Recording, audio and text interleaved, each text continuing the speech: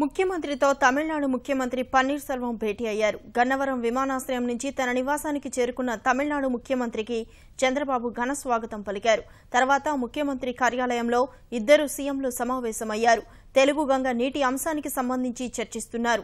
తెలుగు గంగ ప్రాజెక్టుకు సంబంధించి నాటి ముఖ్యమంత్రులు ఎన్టీఆర్, ఎంజీఆర్ మధ్య కుదిరిన ఒప్పందం అంశం వీరి మధ్య ప్రస్తావనకు వచ్చినట్లు తెలుస్తోంది. దీనికి సంబంధించి తమిళనాడు ప్రభుత్వం ఇప్పటికే ఏపీ ప్రభుత్వానికి 400 కోట్లకు పైగా బకాయి పడింది. ఈ అంశం కూడా వీరిద్దరి మధ్య చర్చకు వచ్చినట్లు తెలుస్తోంది. ముఖ్యమంత్రుల సమావేశంలో పలువురు మంత్రులు పాల్గొన్నారు. ఇతర రాజకీయ విషయాలు చర్చించినట్లు తెలుస్తోంది.